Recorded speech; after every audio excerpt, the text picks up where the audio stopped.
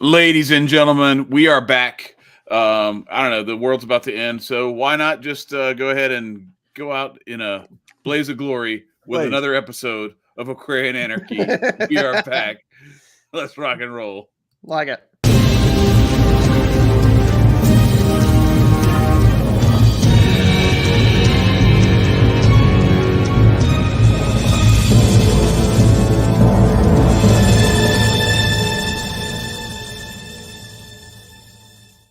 Marcus, I don't see the quote. I got it. Oh. All right. Boom. Okay. Where? Oh, what? I don't see it in the brand. Anyway. All right. Well, it's there. Okay. This was from Murray Rothbard. If the bulk of the public were really convinced of the illegitimacy of the state, if we were convinced that the state is nothing more or less than a bandit gang writ large, then the state would soon collapse to take on no more status or breadth of existence than another mafia gang. I can't get rid of. Well, I can't. I got it. Okay, you got it. I don't. Why is it not showing up on my end? This is crazy. I have no idea. It might just be on this. It is. It's on this browser on this computer. That's wild. It's Wait, not you're there. using the Brave? But it's there. You using Brave? No, this is a Chrome. So I don't know. Weird. I'm brave on this one. But anyway, I digress. Gentlemen, how have y'all been doing? Good. Busy. This morning, the day before, and the day previous. Getting back on a grind because world ending should not stop you from your grind. For sure. You better die a happy and accomplished man than a sour and sad loser in the corner. So go do what you need to do to live your life. Y'all, you feel me? Word dizzle. Yeah, I mean, hey, who's gonna rearrange the decks on the chairs on the deck chairs? You know what I mean? Wake up, Chad! On the Titanic as it's going out. Man, my bad, y'all. Like it's I got a million thoughts going through my head right now. I need to hit some more flow. By the way, don't take my performance so far as any indication. This stuff really does work. Get your flow, get it in your system. I gotta hit mine so that I can get a little bit more sharp and ready to go for this world-ending podcast here. No, so Marcus, how about you, man? I have been good. I had a really busy weekend. If anybody has been paying attention to what I've kind of been doing, I know that you and Nico have to a degree. I'm building community in the alternative religious space and trying to interject a bit of anarchism and voluntarism into the community itself. One of my goals is for the community here in Indianapolis. When somebody asks them what's the alternative media or what's the alternative religious ideas, I want self-sufficiency to be added to how they describe themselves. And so I've been working on that. And one of the things that I managed to do over the weekend was start a list of different people in the alternative religious community who, like, I'm going to go ahead and kind of give you my spiel.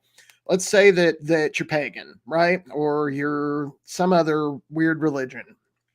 And when you have somebody to come into your house, say a plumber or somebody like that, they look at your walls kind of weird and kind of think, oh shit, is this a devil worshiper? What's going on with this? Just because you got a pentagram around. Well, what we're doing is basically that pagan would call me and say, hey, I need a plumber. I hook him up with a plumber who's going to be open to his understanding of the reality, who we talk to. Then that plumber will then, if they need to work out a deal, that's up to them, but he'll, work with them directly. That way I'm kind of the middleman, keeping everybody, safe in the meantime. Also on the opposite you side. You are a loony. No. I am a loony. And but on the opposite side of that, and again, this is all my spiel. This is what I said to people on Saturday when I was out collecting names, and we sold stuff too. It was you may be an agent though. You're out collecting lists. Stuff. I am. I got a whole list of different people that do different shit. Agents. I don't feel safe as a black man. I know. You should, man. I want you guys to know, if you are an FBI agent, just be nice with the takedown, okay? Right. Nico's like, hey, I got my hands up, and you know how that worked out. Oh. Anyway. But but so on top of that, one of the things that I'm also doing with this branching out into the community that I'm doing, and to be clear, some of this is for my own good. What I want to be able to call a plumber in the area that I don't know, so I'm building a list for myself too. But let's say that somebody in the community, let's say they lose their job. And like I said, this is exactly what I'm telling people too out on the street. And everybody knows the government takes anywhere from 2 weeks to a month, if not longer, to do anything. So meanwhile, you're starving. I want them to come to me and say, hey, we need some help. I'll go to the community and say, hey, guys, these people need some help. Let's get them some food. Let's get them some money. If maybe they need some rent, whatever it is. I kind of become the go-between, so that because I'm public and I don't care. Mm-hmm.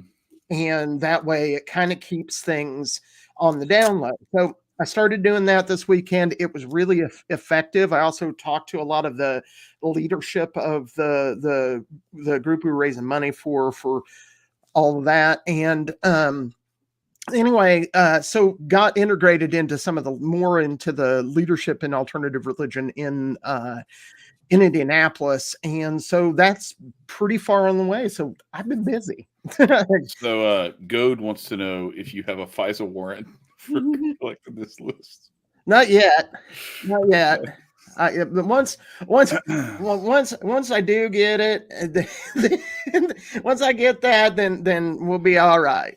He's over on Rumble, so that's why I was looking for. I was looking for his comment. YouTube chat. Yeah, it's all right. I wish I don't understand why it doesn't show our Rumble comments on here. It would be way cooler if it did, right. But it don't. So anyway, but we thank you, Scott, for watching us on Rumble, and everybody. If you hate YouTube, Scott definitely does, because he was wondering why I'm using Chrome, because it's a Google product, and I was like, look, man, it's sometimes you just got to go with the one that actually runs StreamYard on your computer and doesn't crash. Correct. And so, Brave works great on one of the computers, and Google Chrome works better on the other one. Anyway, so let's get into it. The topic for tonight's show, we have a number of different kind of, I don't know, ways to approach the news of the last week or so. You had Iran and Israel, something that's been going on for really like months. I mean, you could probably go decades if you really want to go back far enough, but like this newest little spark up of it has been. What's this? Okay. Thank you for the emojis. But there, we had a supposed bombing of nuclear facilities in Iran that then turns out to be like, well, nothing really happened, and we thwarted it, or whatever the hell happened. Anyway, and we'll never know. Yeah, and I mean, it's just there's a lot of saber rattling and a lot of posturing and positioning. But it didn't stop Speaker Mike Johnson and some of the Republicans in the House. I'm calling him Johnson, and a lot of Democrats in the House who, well, anyway, about that, it may be that he's not that well endowed, but he seems he kind of acts like a bitch. But he's doing the bidding of the the New World Order, getting all the funding necessary to send over tens, if not hundreds of billions of dollars to fight wars that I don't know. Like I'm waiting for when we're going to have the threat to our national security type of spiciness to start bringing more.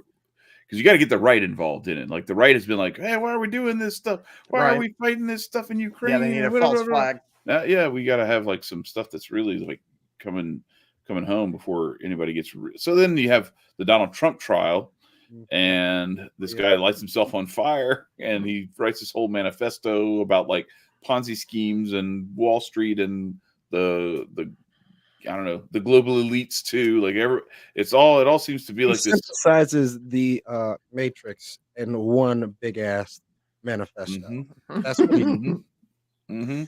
Yeah. So I just want to get you guys' thoughts on that, and then you told me I haven't had a chance to watch it yet, but apparently Tucker Carlson, Joe Rogan, conversation took place, and I don't know what to take from that because I haven't seen it yet, but I do have some thoughts on what I think I will find when I do watch it. But you guys go ahead and tell me what you thought about like some of the things that have been going on in the news, and we'll kind of get into it. Nico, you want to take it first? Well, first I want to like not recant, go back to the guy lighting himself on fire. Mm-hmm. This is something that's happened at home, and he drops this crazy ass thing, but it only affects like a small circuit of people who pay Right. attention and actually read. Because some people will actually read it and then shrug it off, call this man crazy, and not actually go into depth. Mm-hmm. I watched a little bit of HJ's show going over the manifesto and listening in on it. And I mean, some things are factual and very evident, and then other things are just, I guess, oh fuck, did I lose my train of thought? Some things are factual and evident in that manifesto, but then other things are left aloof and very, very like ambiguous around it. Mm. So like when he went into like going in about Bitcoin, I'm not no professional, so I'm not going to say anything verbatim. Yet he HJ was, going and being combative on some of these thoughts that were provided and presented. So that's one big thing. So actually, I probably can we pull up the manifesto? Is that a problem? Yeah. Let me hang on just a second. So I'm trying to let me share the show real quick for everybody. I got to share the link so that people can jump in. I failed to do that before we started, so here we go. Live exclamation point boom go. All right, here we go. Manifesto time. Are you ready? For sure. So yeah, there's a lot of things that this manifesto depicted. And apologies for my short-term memory, but go get some flow and fix that problem. You could get some flow, fool. Like we talking about telling everybody else to do this. All right, so here it is, right here. I don't know if you want to like really. No, we don't have to go to, into it, or we don't have to like. We can just skim over like Okay. the.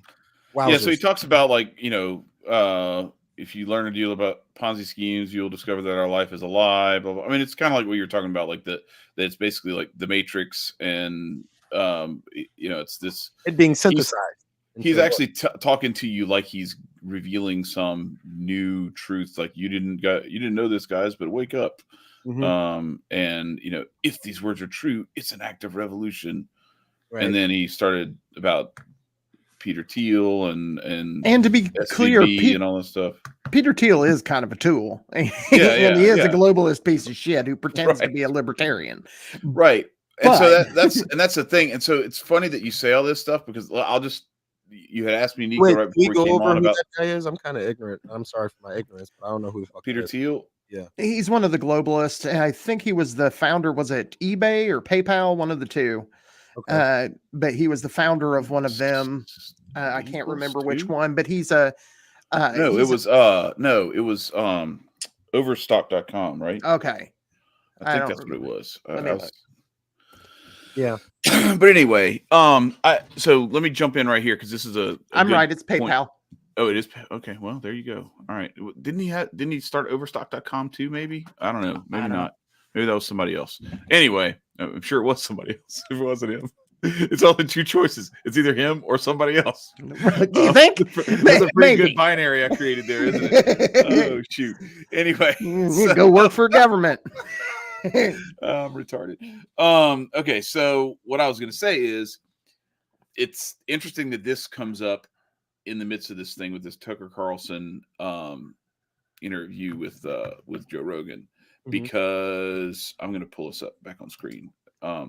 So Nico, you were talking about like how there's some of these things that are like very direct and very like accurate, truthful, whatever. And then there's this other stuff where it just kind of meanders into this like vague, ambiguous, sort of like you could kind of interpret it. It's open to interpretation, put it that way, right? So you have that.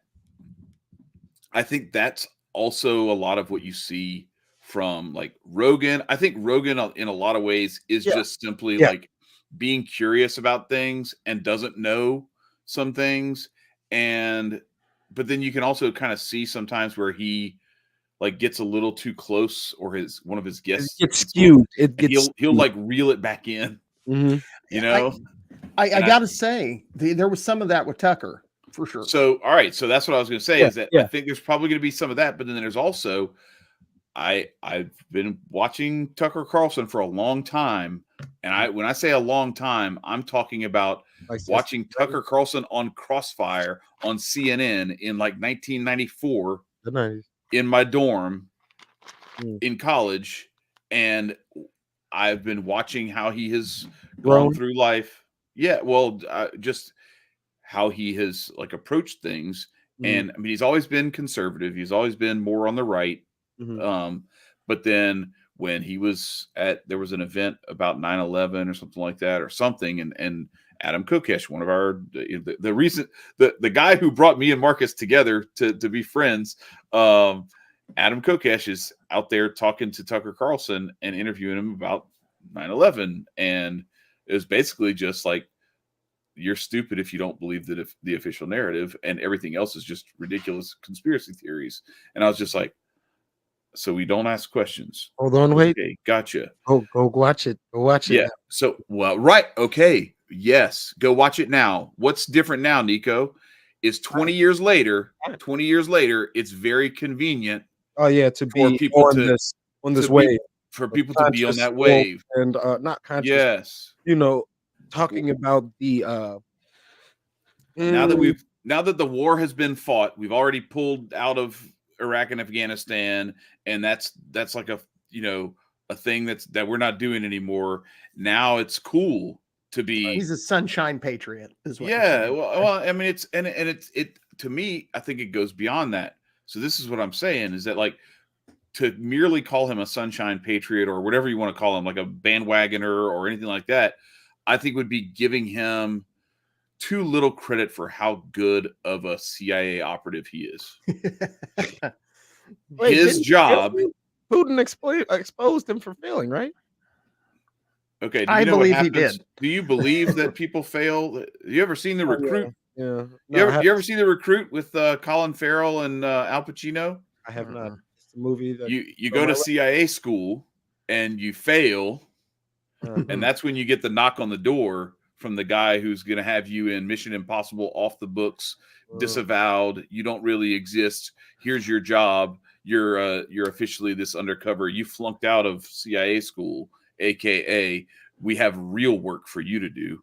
Yeah. It's the same thing that Bill Cooper outlines in this book right here about whether it's Skull and Bones or any of these other things where you make it up the different rungs of the ladder on the rank.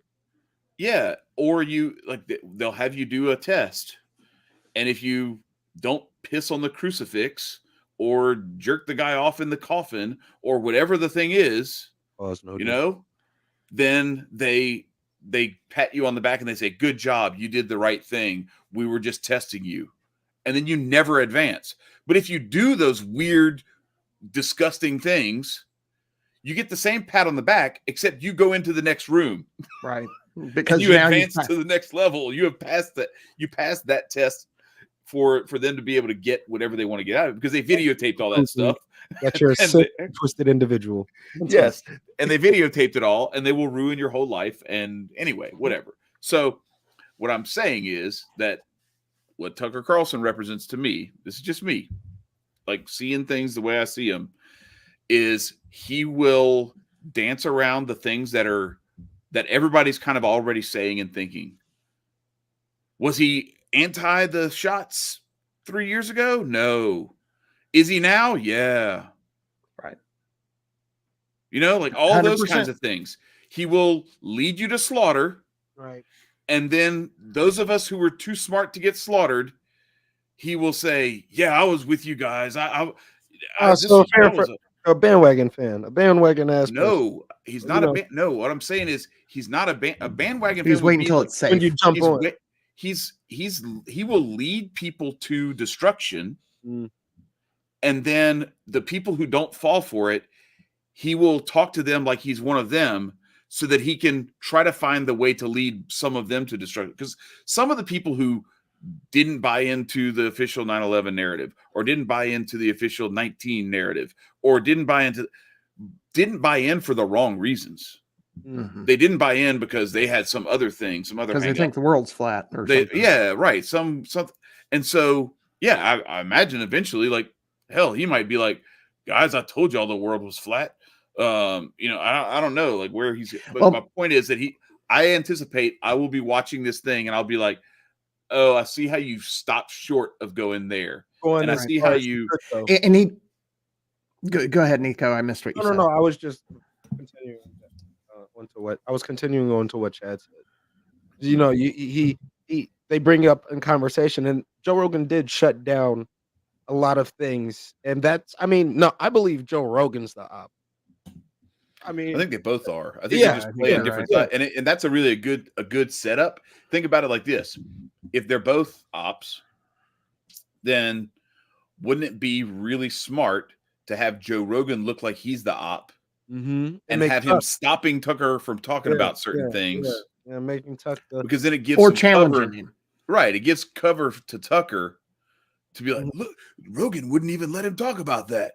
Yeah, 100%. That was going on. I'm with you 100%. I have seen it, and I'm with you, the chat. But I do have to say, there was some points, because as we all know, the devil sprinkles in a little bit of truth, so that you go. So that you can get so that you will believe what the hell he's saying.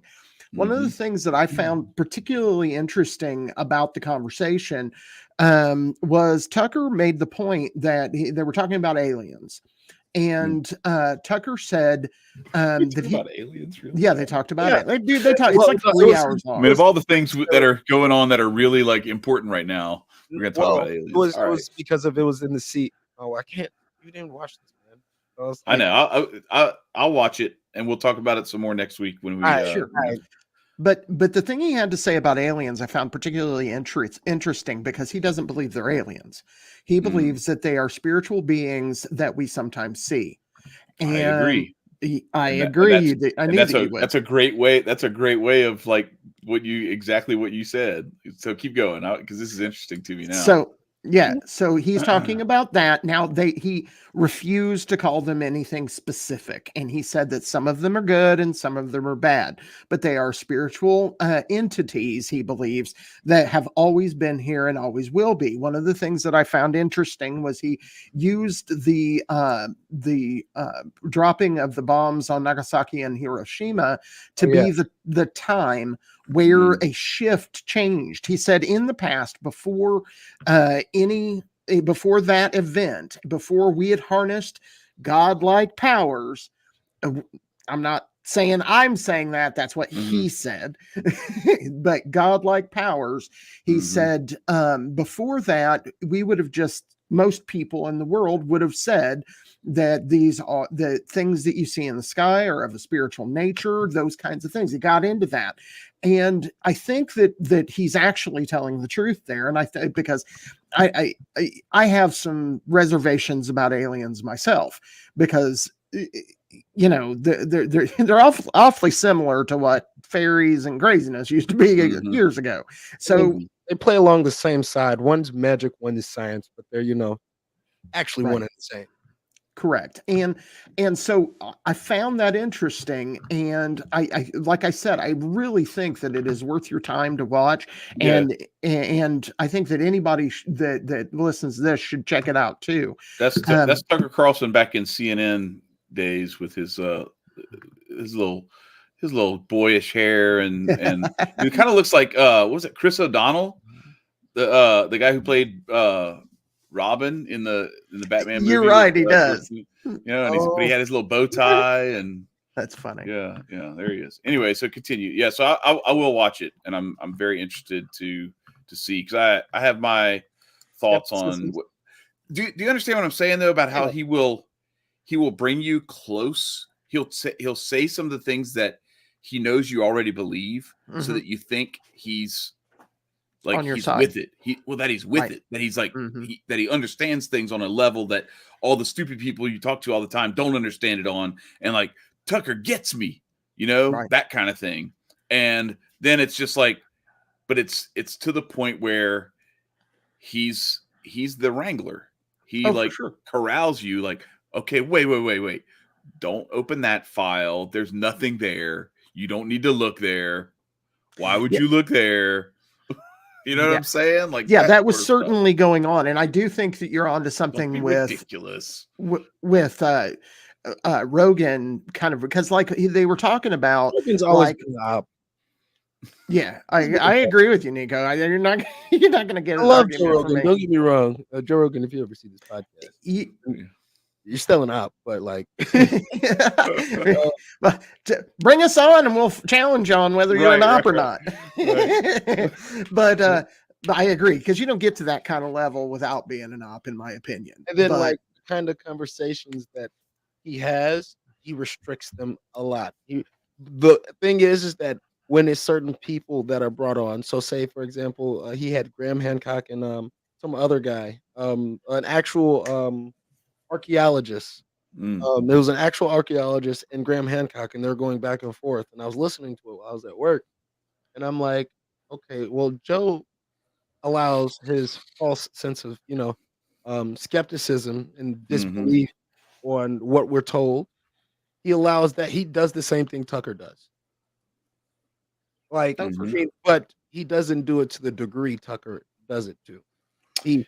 Rogan does that. He uses the fact that Jamie can just pull anything up, and he goes to that, and basically, like, if he can't find it somewhere, then it's bullshit until proven otherwise. But like, you're not going to get all that information on the internet. That's what I'm saying. Somebody as smart as him should know that. A lot of that stuff has been scrubbed from the internet. Now, if you were looking at it in 1997 to 2006, maybe I would be like, it's probably on there. You could probably find a YouTube video of the dark web to access. Yeah, and I'm not. I'm not risking that. I'm not trying to get an STD, man. You feel me? Yeah. But it is interesting how, like, if you think about even that conversation about what has been scrubbed from the internet and how, like, some of it hasn't even necessarily been scrubbed. What they've done is they've just downranked everything so much, or flooded the top of the search results and built an algorithm that says, like, look, if it's NBC News, CBS News, CNN, Fox, whatever, it's going to get the top ranking on this. So, like, if you want to find out a story about, I don't know, let's say some specific details about like Ruby Ridge or something like that, or even some stuff. So I have a VHS tape I have never watched of that I recorded like 8 straight hours of coverage the day of 9/11. Damn. That I want to go back and I just want to go back and watch and be like, oh yeah, we never heard about that again. Oh, we never heard about that again. That kind of stuff. If it still exists on the internet, you would have to go to page 47 on the Google search results, or deeper to find it, because it's going to be so buried below everything. And so, like, that's where I think, look, guys, I mean, let's be real with each other, okay? I know that Rogan's not on CNN, ABC, Fox, whatever, but you don't get to the point of having all that stuff without making some compromises along the way. Agreed. And, yeah, for sure. And, but I do, again, there were some gems that were sprinkled in there that I think were good and should be paid attention to. Talking about the question of whether we should have, and this is one of the things that Rogan actually shot down for Tucker, and he was talking about that we shouldn't have bombed Nagasaki and Hiroshima, and the reason is because those were civilian targets, and hundreds of thousands of people killed and what have you, and they were probably about to surrender anyway. So he pointed that out, and then Rogan jumps in with the establishment narrative saying, well, we had to oppose Hitler, and if we didn't do it, then Hitler was gonna get it, and blah blah blah blah blah. So if we don't accept evil into our hearts, then Hitler will make us accept evil. I would love for some of these. You know what? That's actually like a really good skit to do. That shit don't make no sense. Germany was so advanced. Granted, yeah, we stole some of their scientists. They still had 2,000 of them that were still over there. Yeah, you're telling me that they couldn't have came up with something that could have fucked us up. They were technologically advanced over about that stolen scientists thing. Or we sent them. Well, no. Do you think we stole the scientists from Germany and Russia, or do you think they were given? No, I think they were given to us as hey, so here's what you're going to do. You're going to go over there, and this is going to be a long, protracted battle through the and look at the Chinese. They're doing the same thing, but they're doing it in a different way. You can go back. You can go look. I have to look it up. I can't remember what it's called, but basically, what China has been doing is like this 100-year plan of subverting us through technology and through just dumbing it, like TikTok. Everybody's worried that TikTok is going to steal your data and all this other kind of stuff. No, TikTok is making everybody retarded. That's the problem. No, I'm not even joking. No, I know you're not. It is the trick of TikTok is it is keeping children, the next couple of generations of American children, mindlessly glued to bullshit day in, day out. For sure. While the Chinese kids are learning how to take a fucking M16 apart and put it back together and then shoot 100 yards down range and bullseye fucking center mass on a target. Yeah, 100%. That's where we're at. By the way, we just gave $8 billion to their enemy. Mm-hmm. Yeah, well. Over the weekend that happened, right? We decided to give more money, or we didn't decide. They laundered it over there. It was right. But the thing you were saying about Rogan, saying like, oh well, but we had to because Hitler, blah blah blah, whatever. Okay, yeah, you said the thing about like we had to give in to evil because if we didn't, somebody else was going to. It's like I want to have this played out as though it's like toddlers. Yeah. Explaining to mommy why they punched the other, he started it. Yeah, but I thought he was going to start it. So I started it before he started it just because I had to preemptively start it because otherwise he was going to hurt me. That's how this shit sounds. It's like, wait, let me get this straight. So if we didn't nuke them off of the face of the earth, they were going to possibly consider doing it to us. So that's why we did it. If we didn't go spend 25 years in Iraq and Afghanistan, then Dick Cheney and George Bush were going to conspire to blow up some more buildings. Oh, hell no. But I'm sorry. Peace, YouTube. It's been real. That's why we on Rumble. That's right. Yeah, but again, I think that it was worth it. I think the blog. No. The Rogan and Carlson interview was worth it. The bombs were not worth it.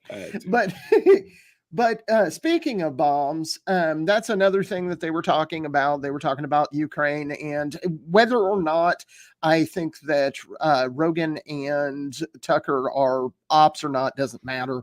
At least they were voices for peace, voices for calm, voices for bringing, stopping the madness. I watched the first episode of Fallout this past weekend because I think that's predictive programming, and I watched that, and just to give a kind of an idea, like the opening scene where they had like nuclear bombs. Yeah. Well, I'm talking about like shortly after that with the bombs and stuff. Yeah. My daughter was like, "What is that?" She's like, "What are they doing?" And I was like, "That is what we're teetering on the brink of right now." Yeah. It's a game, right? Yeah. Oh, Fallout. Yeah, Fallout is. Uh, it. I mean, no, that doesn't have any concern. Go ahead, continue. But yeah, I think that is something that is something that's going on now that we should that they were right about, and regardless, because I've said this before, all the nonsense that we like to argue about, and I think I'm right about. For instance, I think that I'm right that the government is nothing but a corrupt bunch of criminals. 100%. I think I'm right about that. Right. But if we can get these corrupt criminals to stop trying to kill everybody on the planet, that should be goal number one. So for me, at least I don't know how hard it is. I don't know how hard it is. Everybody in the world knows that the other side of the world is suffering, yet we're like, oh, we just hate them. What? We know that there's people out somewhere else suffering, and they know that we're out here suffering. They think we're retarded. I'm pretty sure most of the world thinks we're retarded, and I think we've shown that on test as well. But for sure. Well, so one thing, I think, first of all, that just like the alien stuff and some of the other things, I think a lot of this stuff is just, maybe I'm wrong. I don't know. I don't think anybody's pushing that button on like the nuclear shit.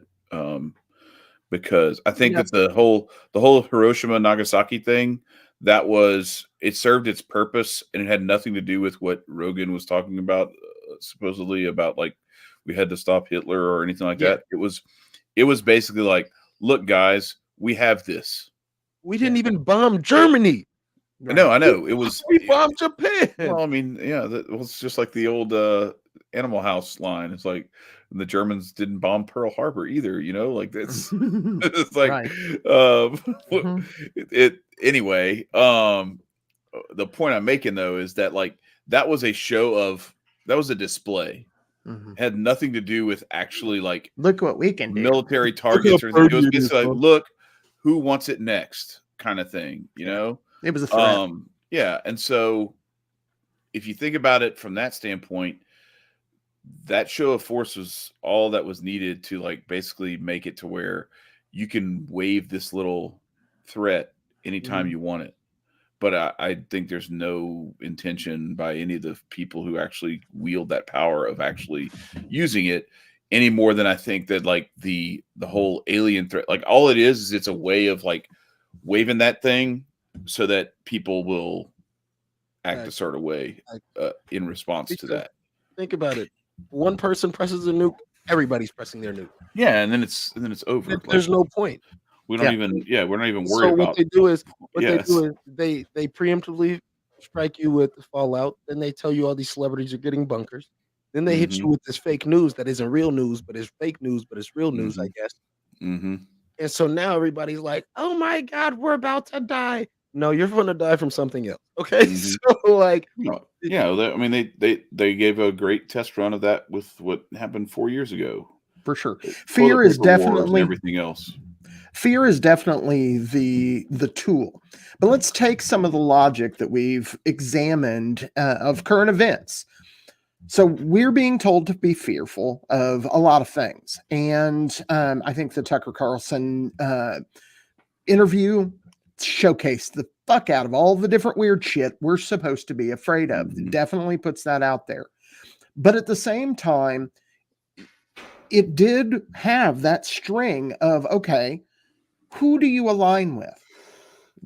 If there are these good spiritual forces and bad spiritual forces, who he did not name, to his credit, because I think that then that pigeonholes him into a particular place. So I'm glad that he didn't do that. But in that, there is a truth there. And one of the things that he said that I think is important, that I walked away from, because again, the devil has to lie or has to tell the truth so that you buy his lies. And one of the things that he said is that what he judges people on is whether they lie or tell the truth.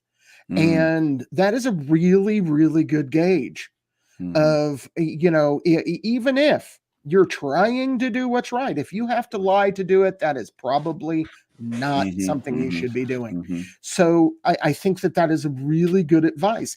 And so if we're being lied to, if we are being made to feel like we're in a fearful state, and that's what the guidance that the people in charge, whoever the government or multinational corporations or, you know, the World Economic Forum, whoever the hell these tyrannical assholes are, if they're telling us to be afraid, that means that's what they want us to be. And we should do the opposite. We should join together. We should come together to promote happiness, to promote goodness, to promote connectivity, to promote godliness, to promote the kinds of things that they are not telling you to do.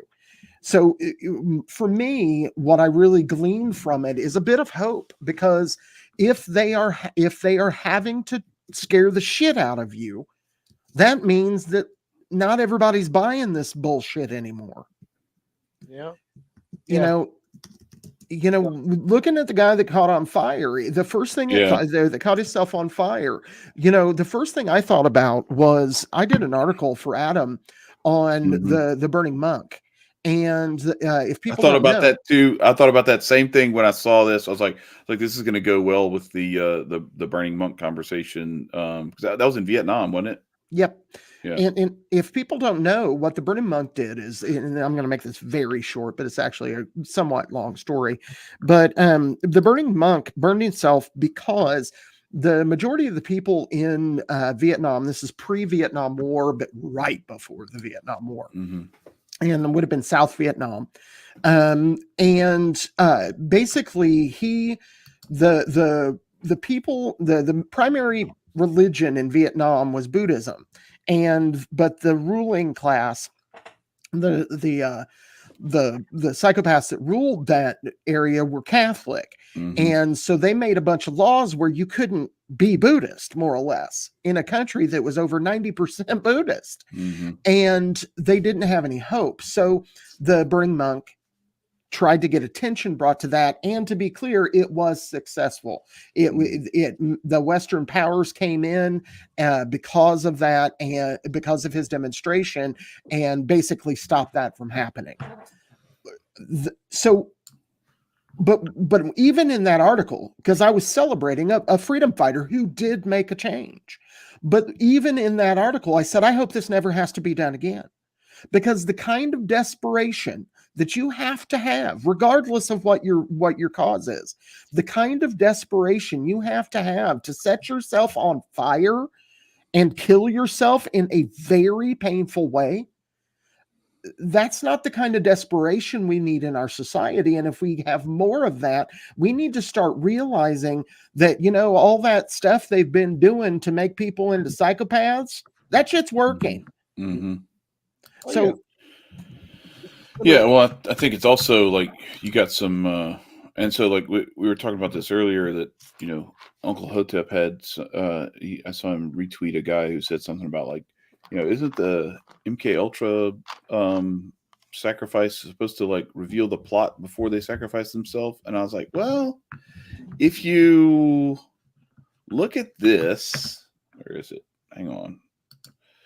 So this is part of the manifesto. He says, cryptocurrency is our first planetary multi-trillion-dollar Ponzi scheme. It was expressly created for this purpose by a laundry list of rich and powerful people, out of Stanford, Silicon Valley, and Harvard, Facebook. The banks were used to move out stolen Ponzi money when the bank failures happen. You know, this signals they're no longer dumping cash in to keep the cryptocurrency Ponzi afloat. And then it'll soon go insolvent, and that when it goes insolvent, it's going to take down half the stock market and all this stuff. And I'm like, this sounds like a very anti-crypto kind of, you know, like it's like this. When you say, like, aren't they supposed to reveal the plot? I'm like, well, who's saying they didn't? You know what I'm saying? Like, it's like, this tells me like they've got another episode, another financial crisis. Sure. In the oven. Yeah. Yeah, I agree. So, And I think they've got that planted. One of the things that I'm and looking it'll at, all right? lead everybody into the CBDC. Like, Yeah, we've got the 100%. savior. We'll rescue you. And part of that's going to probably happen after the next election cycle because they've already chosen Trump, and I have the perfect proof. When's the last time a Democrat's been in office and the gas prices have been over $3 an hour gallon the year of the election? I wouldn't know. Never. Never, yeah. But I mean, but you also like it's when's the last time? I mean, how many elections have there been where there have been gas prices this high? You know, there's been a only few, like almost 20 always years. Republican. What they wind up doing, and because I've paid attention to it for years, what they do is about now they start reducing the gas price, so people will have forgotten about it by the time that when they have an incumbent they want to put back into office. They always, and it's almost always Democrats, that they do this with, but they will do whatever they're doing to manipulate the market so that the gas prices go down. And there's two possibilities in my mind of why they haven't done that this time. Now, one of them is either that they've already decided Trump's going to lose and it's going to be really bad after the election. We're going to probably be looking at like $5 to $7 gas prices is my guess. Or the economy's just so fucked up they can't do nothing about it. It's one of the two. Both of them are bad for us. So I think it goes the kind of the setup. If you think about it from like that spiritual warfare standpoint, like this, I don't get caught up in this, or at least I try not to. But there are a lot of people who are very emotionally invested in one side or the other.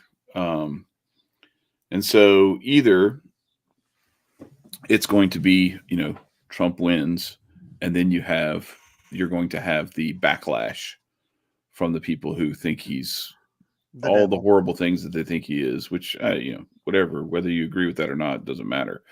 The fact is that they think he's like spawn of Satan and that it justifies violence, basically.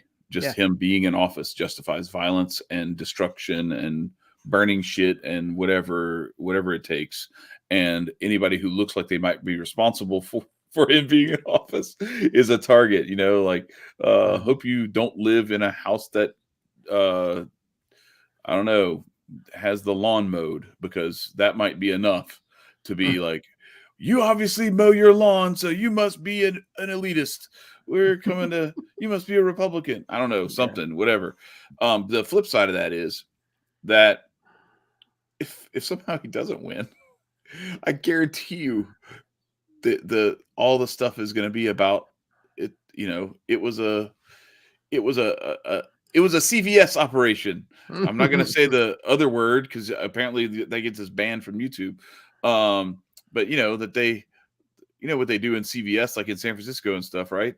They just go in and they can have whatever they want and nobody stops them, that kind of thing. Yeah. So yeah, either it's a CVS operation or, and then if that's what happens, then I think what you saw on that day in January, like kind of pales in comparison to what you're going to see. And talk about predictive programming. You saw this new movie that they have out now, Civil War, where it's like, what kind of American are you?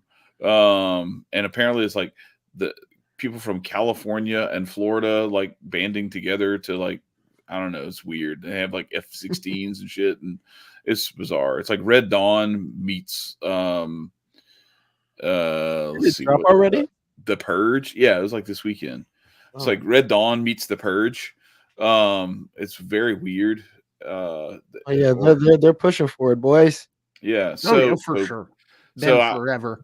I could see some, and I'm not saying it's going to be this. I don't want to be that guy who's like, the world's going to end every election. Like it's whatever. Cause then you're doing the same shit as the most important election of our lifetime, people.